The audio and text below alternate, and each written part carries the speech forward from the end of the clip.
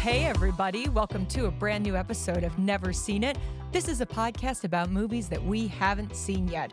I'm your host this week. My name, as always, is Betsy, and with me is Trent. Your name is always Betsy? I mean, strictly speaking, my name isn't Betsy at all, but that's a larger conversation for a different time. And it's all been a ruse. It's all been a ruse, and you're all going to have to sign up for Patreon or something to figure out why that is. I'm not going to reveal the secrets for free, Trent. Yeah, you got to pay for the truth. Today we are continuing on our series, This Means War, with another war-adjacent film. From 1997, we're watching a movie that I have seen once, Trent has never seen. We are watching Wag the Dog. Now, Trent, was this one that you've been interested in seeing? Oh, yeah. I have been wanting to see Wag the Dog for quite a long time, and it's also one of the reasons why I wanted to do this series in the first place. Really, this one and the one we just did, Civil War. But, you know, Wag the Dog, I remember it being in the conversation back in the 90s,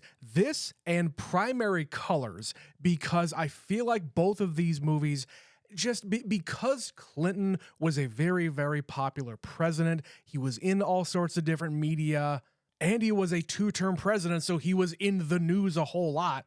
I feel like people started to pay attention to politics more. People started to, start to assign more things to politicians. I don't really know where I'm going with this, but I know what Wag the Dog is about at the very least. Well, tell our listeners, what do you know about it? I feel like this is a story about political consultants and the people who work with the president or for the president. They are trying to protect the president because there's either a scandal that is about to hit or it has hit and they're trying to distract away from the scandal. Stop me if you've heard this before. So I think the Wag the Dog itself, the thing that they are doing here is either creating the pretense to have the president attack a country.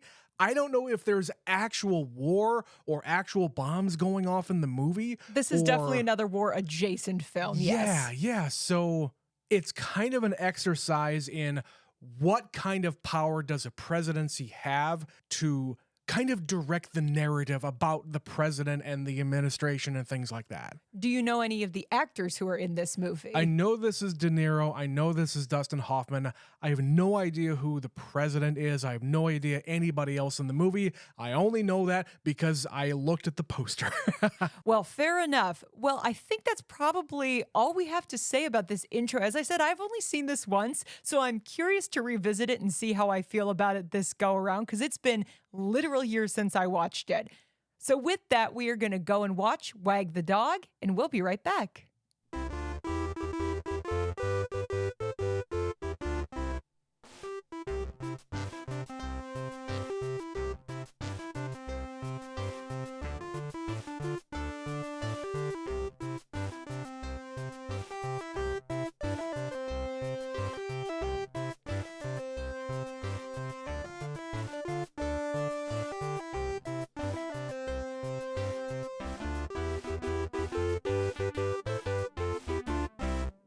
And we're back.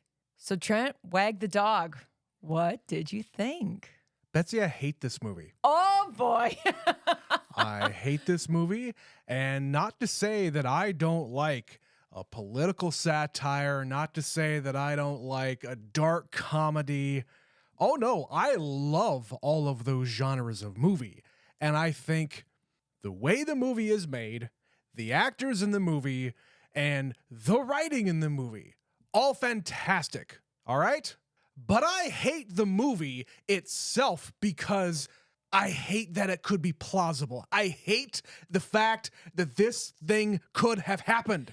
It's the problem of movies like this almost 30 years removed. 30 years ago in the 90s, it was quaint, it was funny. Yeah. And now we're in a place as a society, as specifically in America, where it's just like everything is fake. Everybody is faking everything all the time. The dawn of, ChatGPT and AI and people having their own spin on things and how news should be presented and what the real facts are. It's very difficult to watch Wag the Dog and have a good time. And I didn't say much during the introduction about my own experience with this movie, how I feel about it. And part of that reason is I also don't like this movie. I was really hoping that when I watched this a second time, it would be one of those situations where I'm older, I've watched a lot more movies, I have a Maybe better you get it more. insight. Yeah, like I'm gonna have a different perspective. Not really. No, it's probably worse. I watched this again today and I think it's funny. Like there are things in it that are funny, but it's really hard to enjoy when you know there are so many people out there making shit up, putting it on TV and calling it the news. And expecting people to believe it because, Betsy, the word that I would use to describe everything surrounding this movie, the writing, the presentation, everything, the word is cynical. This is a cynical ass movie that thinks that the world is fucked, that the country is fucked, the people are stupid, and that a thing like this would actually be believed. It's a movie about spin. It's all about making you look away from the real problem and look at the thing they want you to look at to distract away from it. And it's not about documenting history the way Civil War was. It's about fabricating history. And it's all a big song and dance, and it's all about showbiz. So I get why Hollywood liked this movie. It got nominated for 2 Academy Awards. Yeah, I think the Rotten Tomato score is almost 90%. It's pretty high because it is, in effect, a movie about Hollywood. And I think that is what carries it way farther than maybe it deserves. And I think the problem, again, is just it's 2025 and a lot of shit has changed. You couldn't really fake stuff in the 90s. In the 90s, it would be a lot harder to go to this extent and have people not believe it. Like, why would anyone go through so much effort? Because it was so much work to fake a story. They must be telling the truth. And the real thing that I hate in this is when they hit roadblocks. At the end of the movie, there is a fucking plane crash, and everything is supposedly everything that they have worked for, the entire path that they took to get to where they are, should be completely fucked. But no, they come up with whatever the next cockamamie scheme is, and they say, oh yeah, we'll just do the next thing. We'll just do the next thing. We'll think of something else. We'll think of something else. It's fine. It's fine. It's this completely is fine. This is nothing. At no time do they ever admit defeat or, oh shit, we got to tell everybody this, man. Yeah, no. Trent, Dustin Hoffman at the end of this movie is the dog in the burning room saying it's fine. But unlike the meme where we all say it's terrible and I'll just deal with it, he's saying, I'm ignoring the problem. I'm ignoring what this problem? problem. This is There an is no problem. opportunity. Everything is an opportunity, and I'm just going to keep upping the ante and doubling down and pivoting to the next thing. It's an opportunity for creativity, and that's why you get a guy like Dustin Hoffman, not only the actor, but the producer in the movie. Because if you get anybody who is going to be able to polish that turd, it's a Hollywood producer. And Betsy, of course, we have to mention another movie here that is based on real events that has something to do with politics. It's the movie Argo, where literally the CIA, an agent from the CIA, is employed to go and rescue hostages in Iran when the Iranian hostages were taken. This is also during the time when they had fucking yellow ribbons or whatever the color of the ribbons are to bring the troops home, bring the hostages home, raise awareness of the hostages. Fucking every night on the news, the newsman, Peter Jennings or whoever, it was Tom Brokaw. Tom Brokaw said at the end of every news broadcast, it's been this many days since the hostages were taken. So it was constantly on the minds of Americans every single day. I feel like the people who made this movie are referencing that whole thing with Jimmy Carter. Jimmy Carter was basically defeated in the 1980 election because of the hostage situation. This movie is a response to that. If Jimmy Carter maybe had a better set of producers on his side, maybe he would have gotten reelected. And where the events of Argo were trying to save people, we're trying to do something really noble and worthwhile. Right. And the charade is all worth the effort. Wag the Dog is all about don't look over here at what this shitty man has done. Well, and in the case of the Argo story, they do it in a way where the American president and the American CIA can't take credit for it. Again, it's the same thing here. The producer wants to take credit for his creation. He says it at the beginning of the movie, and he says it multiple times throughout the movie. Nobody ever gives me the respect I deserve. Nobody lets me have the credit. You know, we might win Best Picture, but nobody really cares. We get the awards, but that's not the credit. It's not the same thing. Oh Who do my they think God. made the movie? A lot of people. Yeah, it's not just you, man. But as far as Dustin Hoffman is concerned, it is just about him, which literally costs him his life at the end of the movie. I'll bet you didn't see that coming. They're like, this is how serious we are. We're going to kill this man. I absolutely, based on the rest of the movie, Betsy, I figured one of these people is going to fucking die. Whether it's because they can't keep their mouth shut or something along that line. I figured one of these guys was going to try to let loose, or they do let loose with the actual truth. And yeah, they were not going to survive. So that's kind of where my head is at right now. With my initial reaction to the movie is, I fucking hate this. I hated looking at it. I hated hearing all of the words coming out of their mouth. I hated that I know so much about the American people and the way the news media works and the way politicians work and the spin masters work. I hate it. On paper, this really should be a movie you like. And Yes. that's why I'm surprised, and also I'm not surprised by this reaction because I have seen it. But usually when we watch movies like this that I have seen and I didn't get it, you come back and you say, I have a great explanation for this, and I can explain this to you in a way that'll make you appreciate it better. When we watched Charlie Wilson's War, that's kind of what you did. You said, I have all this perspective, I have this history, I have this knowledge, and I can apply it to this movie. Because the events of that movie are based on a real life, so is Argo. And so Wag the Dog feels like a movie you would really like. It is about the guys guiding the story, leading the story. This is sort of, as we were watching it, I was thinking this is sort of the cross section right in between what's going on in Charlie Wilson's War with all the behind the scenes shit and Civil War where they're documenting. It's like those two roads meet and we get Wag the Dog. But if you add so much more cynicism and falsehood to it, you're making it up. It's While the a other corrupted two, version of those two things, yes. Yes, that's what I'm getting at. Where those two are real things or things that could happen or we're reacting in a way that is believable, we're reacting in a way that is believable now, but not in 1997. In 97, this was fully satire because this would never happen. Or if it did, it was so secretive and it was so minor, nobody really cared. Here's the deal, though. For this scandal that they're trying to cover up here, or at least distract away from, it's not even certain that the scandal is ever going to get any traction at all. Because in the real world, if this were to have happened, even in 1997, when there aren't as many things going on in the world that reporters are reporting on, who the fuck knows if that thing is going to have legs or not? Because what is the actual scandal here? So it is a group that I would equate to the Fly Girls from In Living Color. No, they're Girl Scouts. They basically they call them Fireflies. They're basically a group of Girl Scouts. Okay. Yeah, they're a bunch of teenage girls, and he took one of them into the office behind the Oval Office for no more than 3 minutes.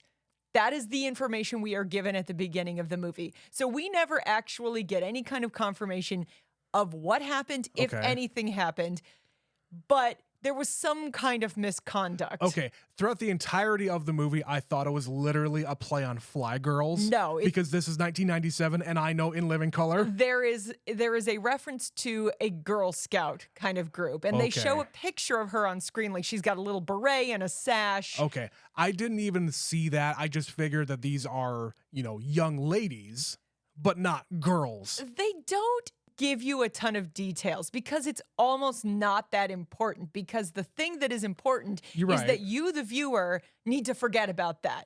We are the audience, and we are going to be told, look away, look away, look away. And they instead fabricate a war in Albania.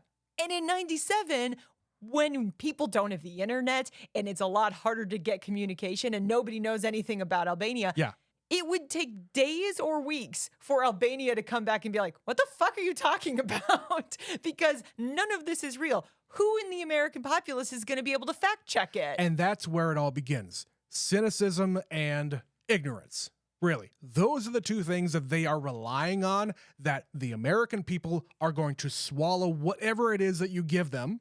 And because the American public is so distracted and ignorant about, oh, it's Albania, it sounds foreign, I don't know any Albanians, do you? Seems to me like if the president tells me that they're an enemy, I guess they're an enemy now.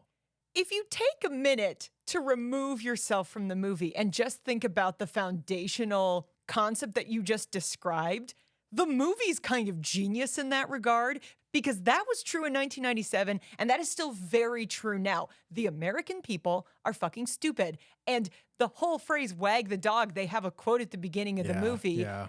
The tail is smarter than the dog is basically what it is. And in this metaphor, we're the dog, and we are being led by the tail. Yeah. They're putting out information, they're putting out stories here to lead the American press on a wild goose chase. They're feeding them information about this fucking B-3 bomber. They're feeding information about something having to do with Albania. And what does a reporter really want to know? They want to get a scoop. They want to get some information that nobody else has. So they even stoop to the level of one of the people who works in the White House. She sleeps with a guy and feeds him information about this old song about old shoe or whatever the fuck. It's a fake song that they made for this situation that they put into the Library of Congress, and it is labeled as it was recorded in the 1930s. So because the information checks out that, yes, there is another song by that name, of course it's going to be pulled out and it's going to be grasped onto by the American public, because that's just how things go. You're putting out a bunch of bait on hooks, and all of them are taking it hook, line, and sinker. Yeah. So it is, again, not even just the cynical nature of these people knowing the American public. They also know how reporters work and the way their minds work, in the fact that if they can get any kind of morsel of a scoop that they can put their name on, they're going to completely run with it. And again, we talked about it in the Civil War episode. I have a deep respect for actual journalism and journalists. And this movie being put out in 1997, all we really had was television and radio news and newspaper news. Print news, yeah. Yeah. So you don't even have the people who are trying to sensationalize news and create fake shit to react to just to have clicks on their webpage. So because there are so few just sources of information and sources where, you know, it's reporters trying to get to the bottom of things, but because these people who are pulling all the strings, because they know the nature of news reporters and journalists in general, it makes me feel even more sad at the concept of the movie in general. So again, I reiterate, fuck this movie. All right, well, I'm sure you have many more things to say, but we need to take a really quick break. Let's compose ourselves, and we'll talk more about it after a quick word from our sponsor. Feeling run down, lethargic, a little bloated? Yes. Oh God, yes. Well, have I got the prescription for you? Oh no, not another pill. I take enough of those that I find in the dumpster behind the Burger King. Oh no, it's better than any dumpster pills. It's patreon.com/neverseenitpod. I'm interested. Tell me more. It's premium content from those jokers at Never Seen It. They have 4 other weekly shows, plus bonuses. I've heard of those guys. They're like super talented and funny. And sexy. Don't forget sexy. Oh, then I'll definitely check them out. Thanks, disembodied voice. Anytime. Trent, is there anything that you can say you actually did like about this movie? Well, I said it before. The actors in the movie, they play it completely straight. De Niro plays this guy who they call the fixer, which, again, where have you heard that term before? He comes in because the president himself says, I need this guy on my team to react to this thing. And he is led down into this fucking basement room where they have all of their strategists coming together to talk about the scandal and talk about the response. And he's coming in there to basically take over because this is just what he does. By the way, before I even talk about what they're doing here, this room looks weird. Did you get Doctor Strangelove vibes from that entire thing? Because it's almost in black and white. It's got all of these weird lights around it. There's a snack table off to the side. It's an underground situation room, but it's not for the president. It's for the staff, which is why it's not fancy. Anyway, they bring him in here because this is, again, just what he does. He says, you need to delay him. Where is he right now? He's in China. First of all, why the fuck would the president of the United States, who is running for re-election with 11 days before the election, be in China working on a trade deal? I don't know, but for the sake of the movie, they spin it to their advantage. In a practical sense, that would never fucking happen. I'm not going to deny that, but I don't know how politics works. And I do. Who would go where and when? Anyway, he says, I need a day. So can you delay him in China? Just say something. So many different times, Robert De Niro is just word vomiting. Like all of these different scenarios come out of his brain saying he's sick. There's a problem with the plane. He needs to do this. He needs to do that. He's forming ideas as he's rolling along. He has, okay, I have a very loose structure, and actually, let's get more specific, let's get more specific, let's get more specific, and that's how the whole story unfolds. He says something much, much later in the movie, and I think it is a perfect line. It's actually a quote from Patton, if you can believe it. A good plan today is better than a perfect plan tomorrow. You need to act because time is of the essence. If there is a day, especially when you're talking about news cycles, if you can get out in front of this and control the narrative of the scandal, if you can shove another piece of news into there while yes, they are covering the scandal a little bit, but war, that's a huge thing. Or what's this mystery about this B-3 bomber? What's this mystery about Albania? That's the shiny object over here. What do you do to create a narrative? You give them a better story. You keep guiding them in a direction opposite of where they want to go. You don't want them to go over here. You want to look over here. Isn't it shiny? Isn't it more interesting? It's big. It's flashy. It's war.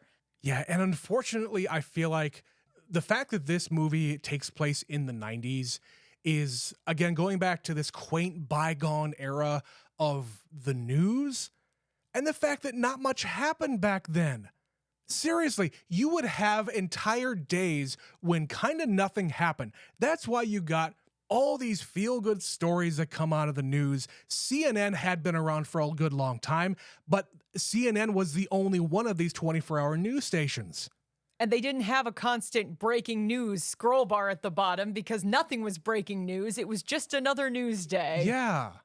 So a concept like this big scandal breaking, it's a sex scandal, which, hey, in the late 90s, what was everybody talking about, which is why the juxtaposition of this movie to what happens just a year after the movie comes out is very interesting. It's also weird because this movie predates the whole Monica Lewinsky thing. That happened in 98. A full year, yeah. But the fact that they knew who was in office and the kind of reputation that he had, I don't think it's a mistake that ends up in this story. Oh, no. There were plenty of other stories about Bill Clinton being handsy. Pre-presidency. Yeah, when he was the governor of Arkansas, that was all over the place.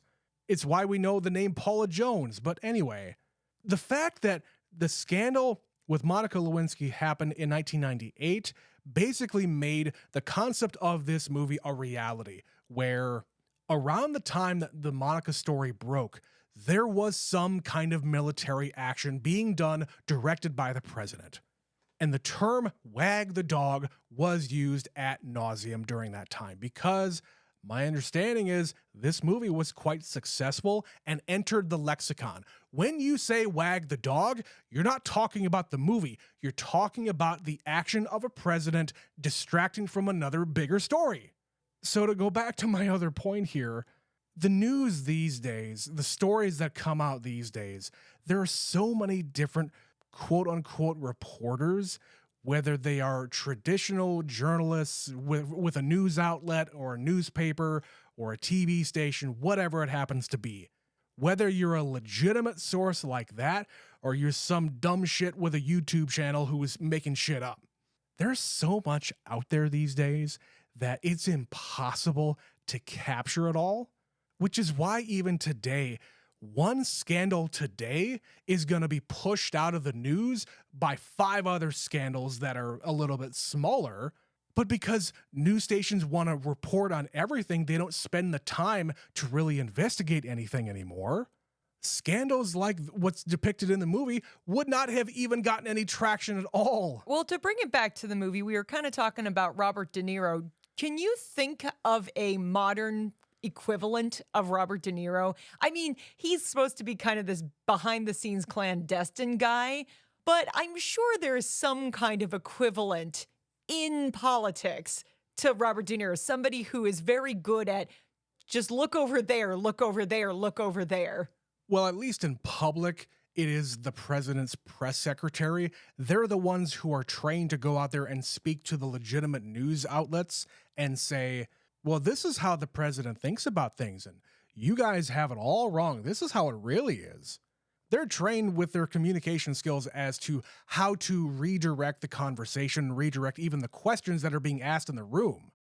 And that's not a commentary about any one press secretary. They're all trained in this way. Their job is to keep the eye on the ball, but the ball that they want you to keep the eye on. They want control of the ball, Yeah. Exactly. It's when the narrative kind of gets away from them and everybody, like literally everybody is wanting to ask about a certain thing. Well, what do? You produce other news. You maybe create other kinds of scandals. You maybe create other kinds of news that they would want to report on as well. Because reporters are normal people. They don't want to report on, they don't want to ask about the same thing over and over again, because most likely the press secretary and the president and whoever it is that we're talking about, they're not going to answer the question. They're just not. And they want to move things along to another topic. I did like at the beginning when we're first getting introduced to Robert De Niro, where he says, blah, blah, blah, the B-3 bomber. Who brought up the B-3 bomber? I don't know what you're talking about. And Right. in that conversation, they're like, well, what are you talking about? We don't have one. I didn't say anything about that. And he demonstrates in very real time how the media responds to comments like that. And it just wets the whistle of any reporter who is overhearing a conversation or even having the conversation with the guy. They take that little nugget and try to run with it. And a lot of times there's a brick wall there at the end of that tunnel because there is no story. He's just making shit up. And the story they ultimately make up here is, oh, there's an Albanian terrorist group and they have a bomb. No, just kidding. They don't have any rockets, so it's a small bomb and it's in a suitcase bomb. And they somehow got it to Canada and they're trying to smuggle it into America. And now we have to protect the freedoms of America. They're trying to ruin our American ideals.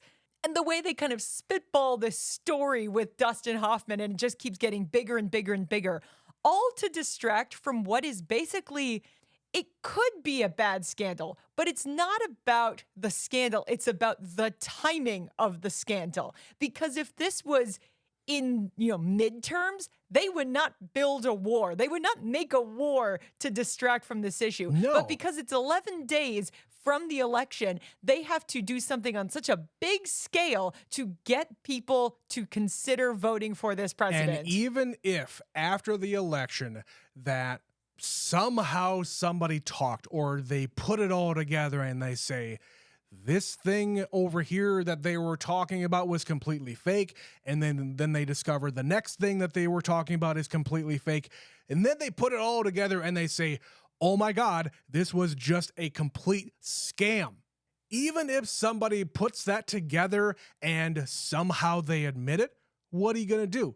He's in office. Most likely, his party is also in office, and they're not going to do shit because politicians will never give away power. If they have it, they're going to hold on to it until the end of their fucking term because most likely, people are going to fucking forget about it. The other thing I just thought about is, the people who like to believe the moon landing was faked and stuff like that. Yep. all of the pieces that have to come together for a conspiracy to be pulled off. Yeah. And that's basically what they're doing here. This is a big conspiracy. They faked the Gulf War and they faked this, and it's all about propaganda. And you don't remember the war, you just remember the symbols of the war. We talked about that in the last episode, where an image of a war sticks with you. The images that they were showing in this movie are kind of the images that were rolling through my brain when we were talking last week.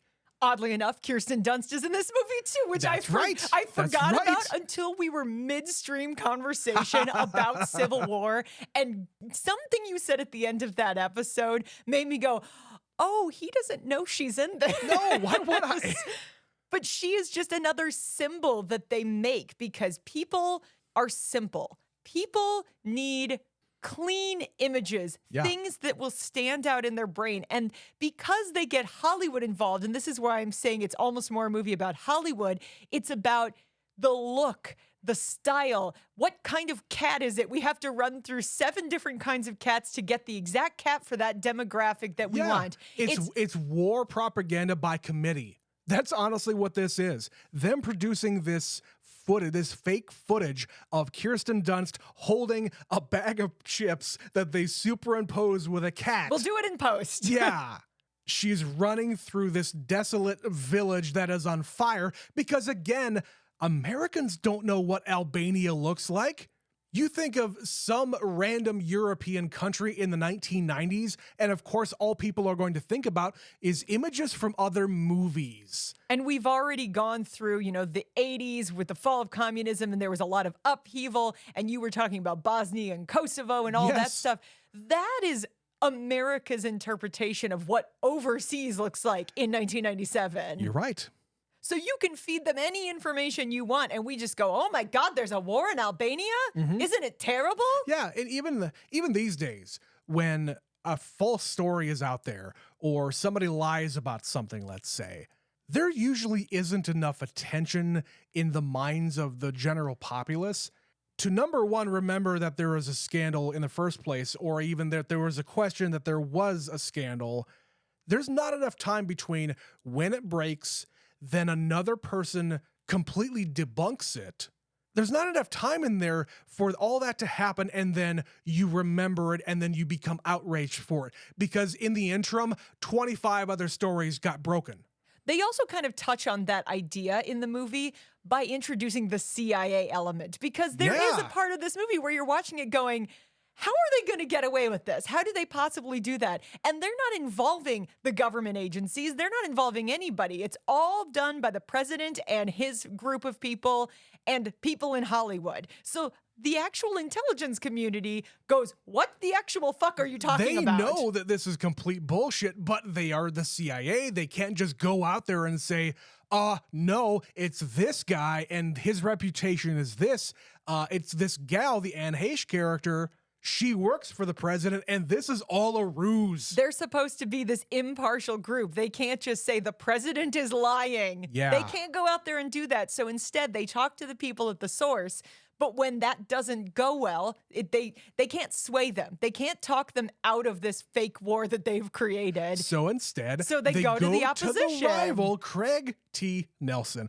I would vote for Craig T. Nelson over this fucking guy. And he just goes on the news and says, the CIA told me it's all over. Right. He doesn't say it's fake, but he says the war is finished, which I'm watching this going, how can he go out there and say that the American people won't question it? Because the president would have to go out and say, I have been in talks with Albania and we've ceased the conflict. As they say, Betsy, the bully pulpit is a very powerful tool, and if the president decides to use it, that holds a lot more water than your rival, who happens to be a senator in this case. It holds a lot more water if it's coming from the president, because especially in 1997, people respected the office of the presidency a whole lot more than a whole lot of other people. Okay, but his opposition, his opponent, the person running for his seat, comes out and makes an announcement that my sources inside the CIA have confirmed that the war is over. And then the news outlets pick it up. Is that all it is? It's another like take the bait and we'll run with that story until the president is forced to admit that the war is over? That is what they're reacting to here, because it's when they're recording their big song with anthem. Willie Nelson. Yeah, their God bless the USA version. We're protecting in this our movie. borders and all this shit. They just take that and run with it, saying, well, fuck, the war is over because I saw it on television. Is that the idea here? Because this is the one part of this movie I'm like, why are they all reacting this way? He just ended the war that doesn't exist. I honestly believe that it is because the news media, and I think even the people in general, they love a victory. They love a victory story, so why not celebrate? We had this terrible, terrible footage coming out of Albania, all these terrible stories and whatnot. So it's time to celebrate. We're done with war. This is all over. It came from a senator, for fuck's sake. And his source is in the CIA, so we have to believe them too. Right. But it's never that simple because they've got Dustin Hoffman in here who is so bought into his job at this point. He's like, the fuck it is. No, we're just going to pivot again. We're going to keep on building on this because you signed me up for 11 days to accomplish this goal. And fuck, I am going to do it. You think it's over? It's not over. We're just going to do this instead. And he just finds another way to pivot the whole story. Yeah, they create other propaganda, like the moment where they stage on the tarmac where the president is giving his coat to this fake Albanian woman. And they have this story about the sacred harvest of Albania. The sheath, and it's ceremonial, and peacetime with the Albanians. Because again, I think all of these people who are creating the story, and even the president, would be satisfied to kind of coast into election day, coming off of the back of a war victory. But no, they need to keep on going. They need to go all the way to election day and through it, because they're starting to think about, well, shit, we need to nominate him for a peace prize. It's also not enough to go in on the wave of victory. We need a hero. We need somebody behind enemy lines that we can, shake hands and take pictures and have memorials and all of that crap. So he invents this whole soldier. They find a guy who is a real military figure, and they create this secret clandestine group within the military, and they have just a lie upon a lie upon a lie, all to make it super believable. They have the costumes, they have a song, they have, we have to hide their medical records and their military records because it's so clandestine. We say they're all in prison, and that's how we explain away the fact this guy's a psychopath. Yes. And then even when he goes rogue and gets shot, Dustin Hoffman is like, oh God, he's dead. No, great news, he's not dead. Actually, strike that. He is dead, but we can still salvage this. The things that Dustin Hoffman does in Wag the Dog are fucking insane. And he just keeps building on the lie because his brain as a producer is just trying to make the product better. Whatever the product is, he doesn't give a shit. He says, you signed me on and now I'm invested and I'm going to do this and we're going to do this. And I've got the best people. I got the songwriter. I got the art director. I got the woman making costumes. I've got the most creative people. And you put me in a room with them and we come up with creative ideas together. It's gold. But you can't keep it. It's not yours. You can't take credit for your masterpiece. And that was his downfall. Which is the thing I was alluding to earlier. Like, everybody says, oh, Stanley Kubrick faked the moon landing. Don't you think that he would not be able to hint at that even? Right. Like, if it was really like in Wag the Dog, where they say you are taking your own life into your hands if you insist on going out there and revealing the whole conspiracy and saying we made it up. If you do that, we're going to end your life. And even when he barely starts to go there, they fake a heart attack and they kill him. Sure.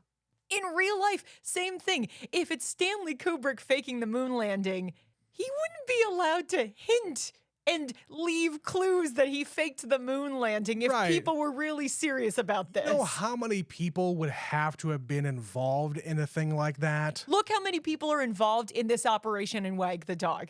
It is an obscene amount of people. And for all of the other people who are semi-involved in this, like the press secretary, like the other people in that dark room at the beginning of the movie. They all know that whatever is being put out there is fake. But like with everybody else in the government, you're kind of sworn to secrecy. And if you go out there, even like if you leave the administration and you start fucking firebombing and talking all sorts of mad shit about the administration and the people who are inside of it, you're going to be discredited immediately. You're going to be called a crackpot. They're going to tell you that you got an axe to grind. They're going to come up with bullshit about you. And it's just not worth it to go out there and start talking shit. And if everybody else is holding the line of this is the truth and they're the liar, yeah, nobody's going to question it. Which is why you see so many people in modern times, they wait until the administration is about out of office or it is out of office, then they write a book and they make their money through the book, and whatever is in the book, well, that's all in the past, man. We're moved on. We're in a new administration. Unless it is literally crimes that they're committing here, no one is going to give a shit anymore because we're well past it. And that seems to be the point of this movie is who cares? Who cares? We've all moved on. We just remember the idea, like a vague symbol, a vague thing, something associated with this. Mm-hmm. And then we just move on and we don't think about it anymore. So it must be okay, right? And most people, if they're on the side of this president in the movie, as long as your guy gets elected and is in office, that's all you really care about. As long as you're the one who gets elected or your man is the one who gets elected, not a care in the world, man. Business as usual. And that's the cynicism coming through. And again, I say, I hate this movie.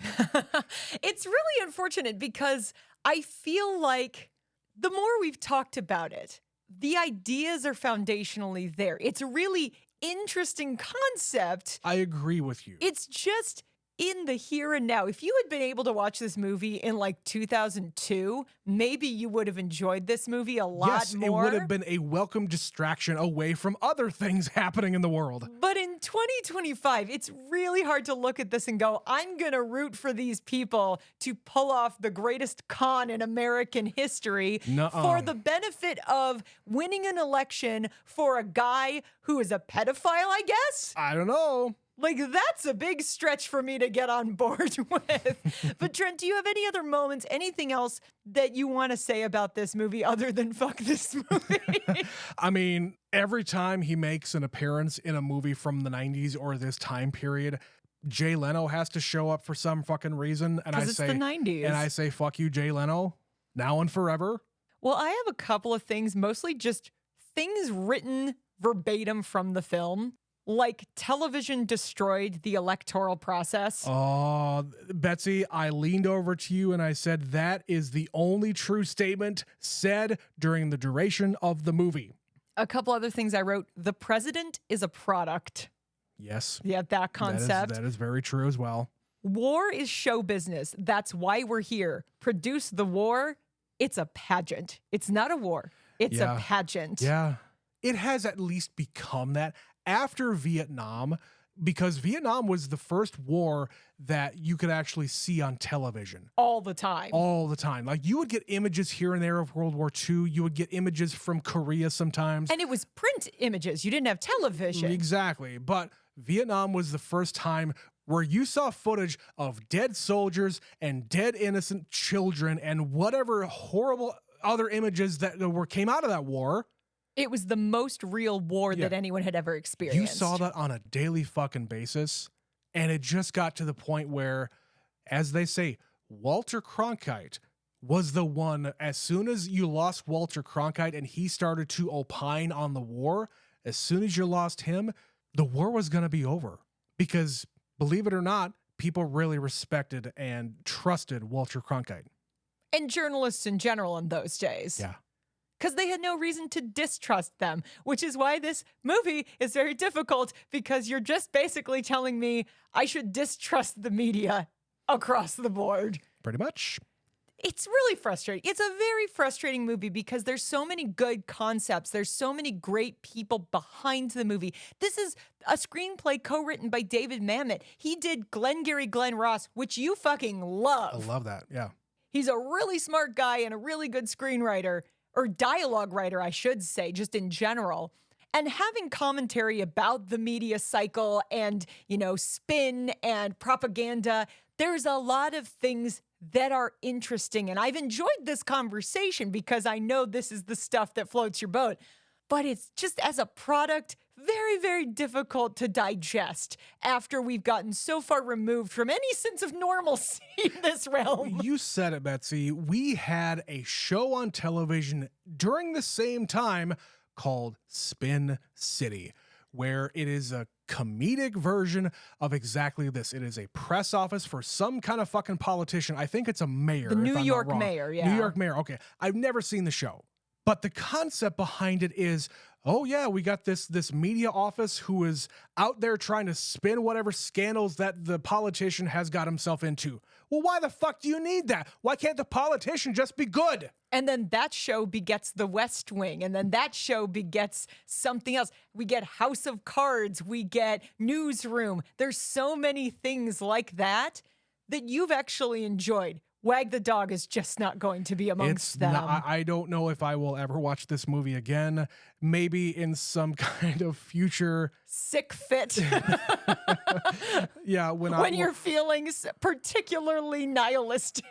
Sure, I'm going to go to this one, but not anytime soon. And I think that's okay, Trent. So that's where we will leave Wag the Dog. But we would love to hear from you, listeners.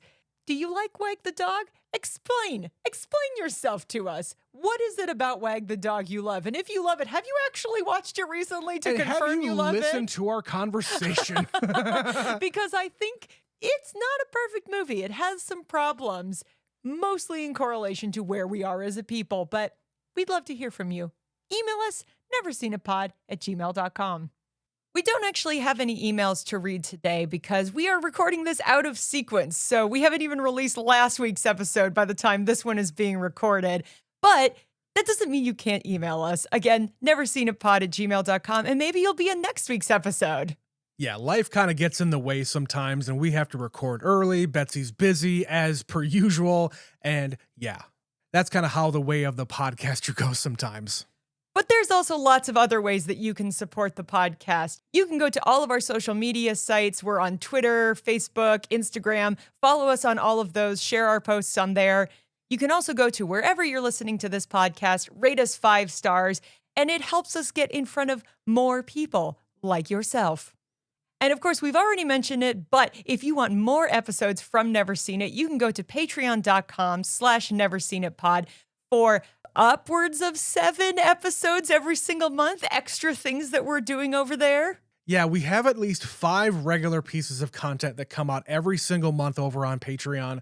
We have the Movie Club, we have Real Love, we have Never Scream It 101, we have the Wayback Machine, the Conversation Pit, and sometimes we do something called Once More with Feeling and Second Chance Cinema. Yeah, we have a couple of rotating shows that come and go, so definitely check that out again, patreon.com/neverseenitpod.